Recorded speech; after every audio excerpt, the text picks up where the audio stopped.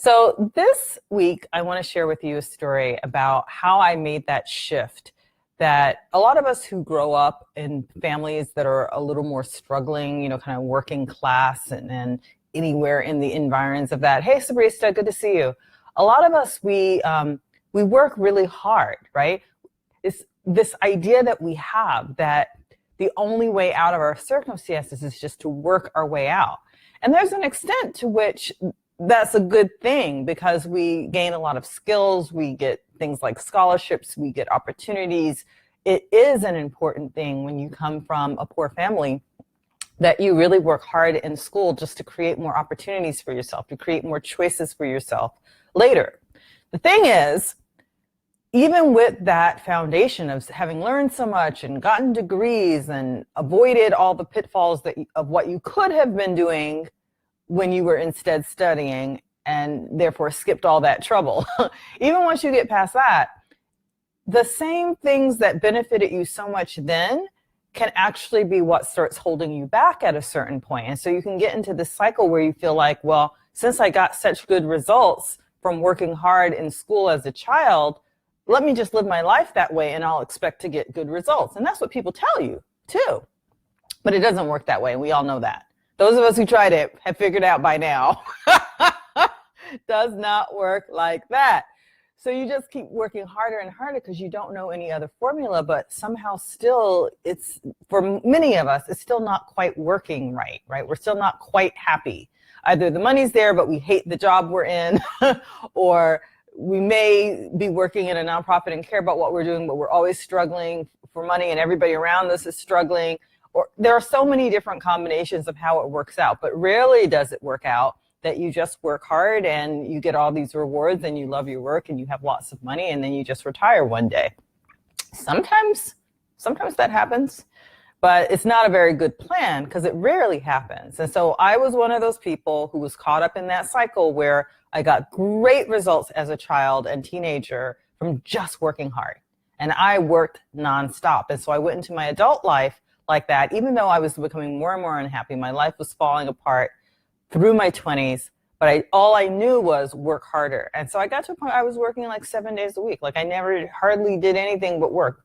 I was going to say work and then go out with my friends to drink beer, but at 27, I stopped even drinking alcohol. So that was nothing but work, and a little increasingly meditation as the years went by. So anyway, I eventually got to a point where it was like, okay, like this cannot go on. And for now, I'm not going to tell you the whole story about how I wound up making this choice and going, because that's a story in and of itself. But at a certain point, I decided to give up on this whole thing of where I've been trying so hard to make so many different things happen for like a decade with nothing really happening. And I just decided to sell everything I owned and move to Bali. So get to Bali, don't know anybody there, don't even know where I'm living, don't even know what city I'm going to. I got to the airport, and in Bali, it's not like in America where there are taxis at the airport and you just get the next one and then you get in and you tell him where you're going, he takes you there, and then he tells you how much it costs and you pay them. That's America, right? It doesn't work like that in Bali, or at least it didn't back then. Instead, there was like a great big board at the airport and it told you how much each city costs. And so no matter where your driver took you in that city, that's how much you paid. So I looked at the board and I just picked the cheapest city. Like, the board is like the lowest price here and then the prices go up as the board goes up, right? So I just picked the one at the bottom, which was Batu Bulan. And I said, I'll buy a ticket to Batu Bulan. And the guy's like, no, I'm not selling you a ticket to Batu Bulan. I'm like, what the hell do you mean you're not selling me a ticket to Batu Bulan? I said, I'm buying a ticket to Batu Bulan. He's like, no, I'm not going to sell you a ticket. I'm like, why? And he's like, you're not going to find any place to stay there. So we argued a little bit. Because I wanted the cheapest place on the board. Like the lowest place and the top place was like twice as much money. And I'm trying to stay there for a year just off having sold my belongings. I didn't really have any money, right? So I'm not looking to, at the airport, be picking the, expensive places. So finally I saw the clouds were gathering. It looked like it was about to start raining and he wasn't budging. So I was just like, okay, fine. Where will you sell me a ticket to? So he thought about it a little bit and he says, I will sell you a ticket to Ubud. Now, Badabulan was like 19,000 rupiah. Ubud was like 68,000 rupiah, right? It was like, so it was a lot more. But I was like, okay, fine. I'm getting ripped off, but I don't want to get caught in the rain. And I don't even know where I'm going. I still have to find a place to stay. And it's like, 5 o'clock in the evening. So fine. So I just get the taxi. So we get driving along the road and it starts to rain. And if any of you have ever been in a tropical monsoon, you know what I'm talking about. If any of you have never been in a tropical monsoon, you cannot imagine. It was raining so hard that I swear to God, it looked like it was raining up because the rain would hit the ground so hard and ricochet back up so hard that it would go past my head. So from my perspective, it was raining both up and down at the same time. That's how hard it was raining. It was like the heavens opened up and dropped a bucket on us all of a sudden. It was unbelievable. And so we're driving along, and there were people out there on motorbikes. At least I was in a car for the taxi. So we finally get to Ubud. No one is on the streets. Everyone has boarded up their shops. Everyone's gone inside because it rained so hard all of a sudden, right? And so my taxi guy, he's like, look, you're in Ubud. You paid me to go to Ubud. Now, I'm not going to just leave you. I'm going to try to help you find a place. So he helps me find this one place that would come out. And it was like $25 per night. Like my budget was, I could afford about $3 per night if I was going to make it for the year. And this was $25 I was like, I can't stay here. He's like, look, lady, not only have I brought you to Ubud, but I found you a place that's willing to take you in. Now, you don't have to go in there, but I'm taking your suitcases out of the car here. Bye. So I wound up checking in his $25 a night shishi place.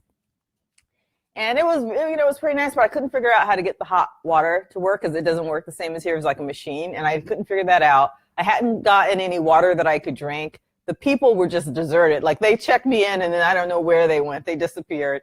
So I was just like, oh my goodness, what have I done? What have I done?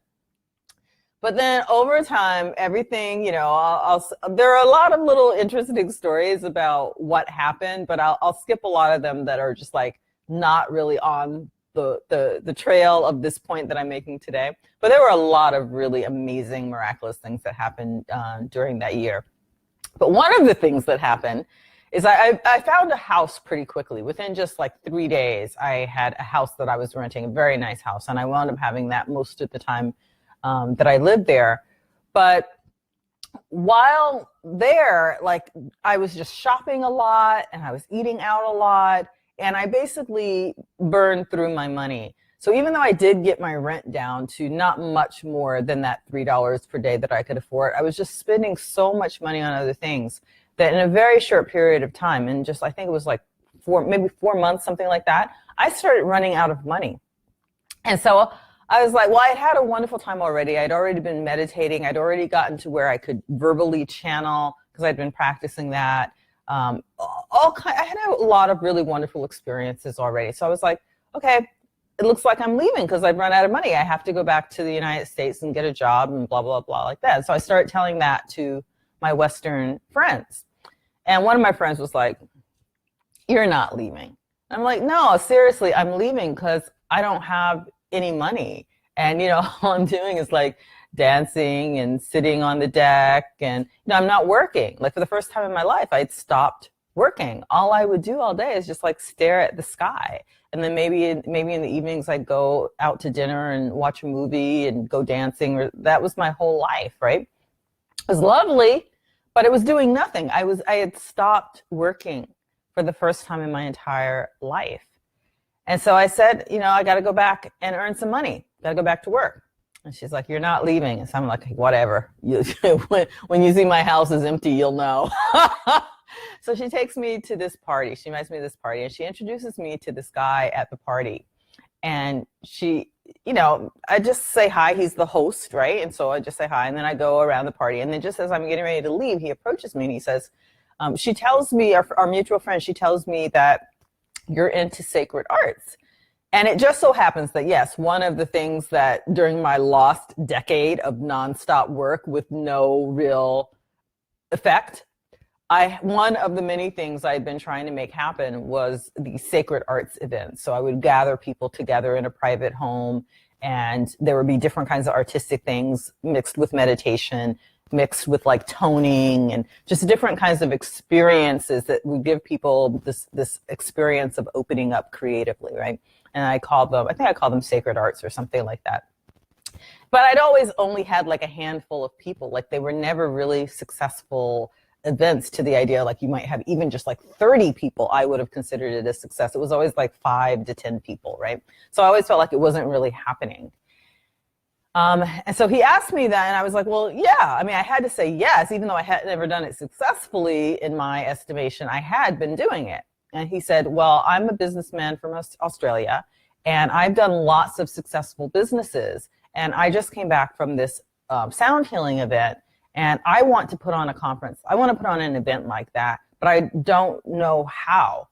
And he said, would you like to partner up and do a sacred arts event together? And I'm like, sure, I think so. And he's like, look, I'll handle all the business part of it. I'll get the space. I'll get all the supplies. I'll hire anyone we need to hire. I'll do all the marketing. You just help me create the content. Okay, that was a yes. Like that was the part I actually knew how to do. He was now offering to do the one part that I didn't know how to do.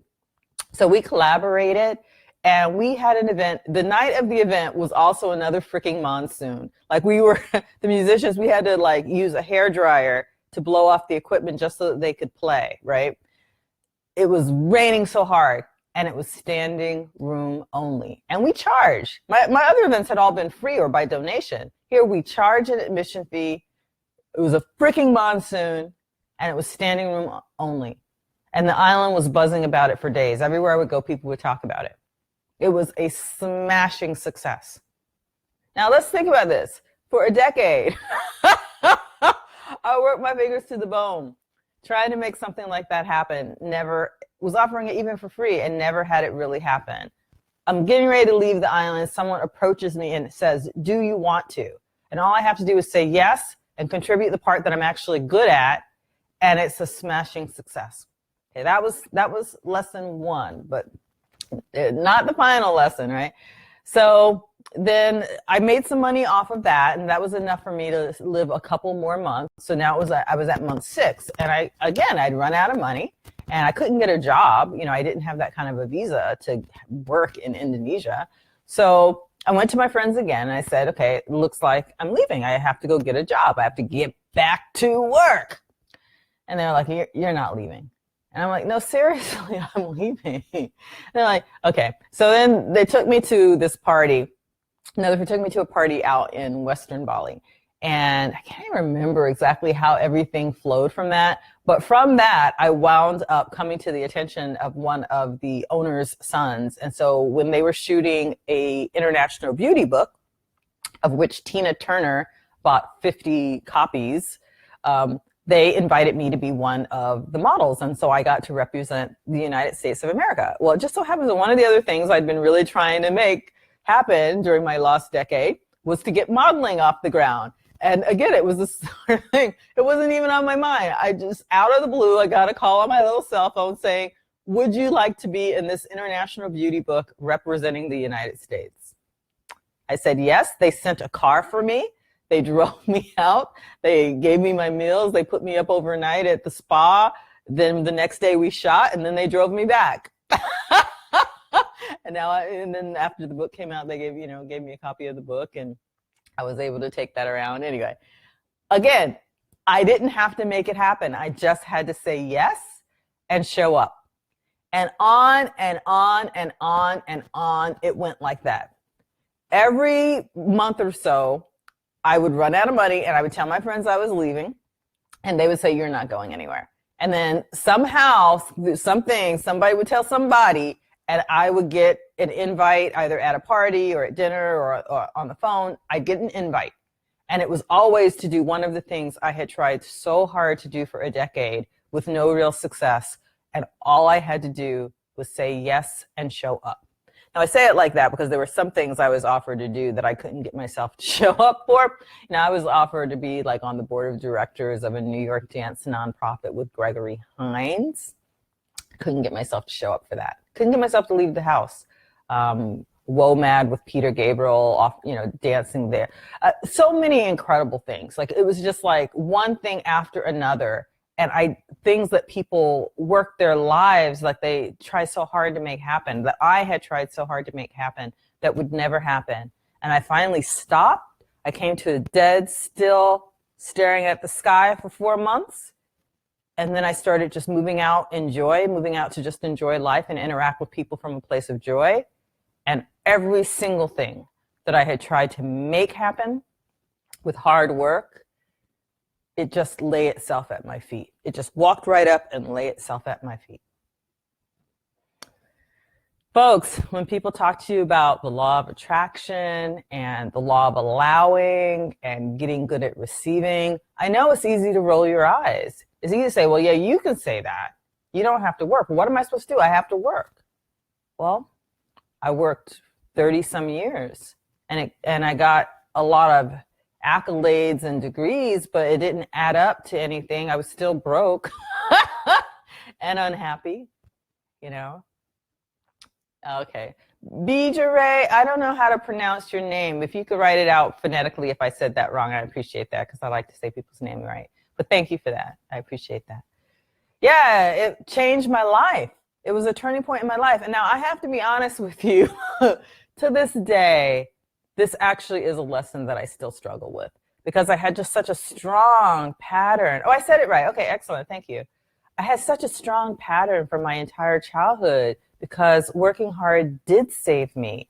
And so we get these trainings and it's hard to let them go. So even though I had that experience of that year where the exact opposite was what was needed as an adult, it's still to this day, like every day I'm fighting this battle between wanting to work nonstop to make, because, I know a lot, right? I know a lot. I'm involved in a lot. Oh yeah, today I was just counting my websites. I have 15 websites. Now I want you to think about how much effort it takes to create, maintain the content for, promote, like all the systems that have to go around 15 different ideas that you're putting out into the world. It's a lot. And then there are Facebook pages, which I have 3. There are Facebook groups, which I don't even know how many I have. 2 that are active. Stuff on other platforms. I have a lot going on. And so there's a way I could always be working. I could always be working just on what I've got already, and I can always be creating new things. I don't have to. I never run out of stuff that I could productively do that's interesting, fun, and helpful to someone. And yet I have to remind myself of stories like the one I'm sharing with you today, because I know there's that balance. If I had gone to Bali straight out of college, not having had that, what I call my lost decade, if I hadn't done that, I wouldn't have learned all the things I learned in that decade that got me in that place where I could be the expert on that sacred arts event, right? So I did need to expend that effort. I did need to grow in the ways that that effort made me grow.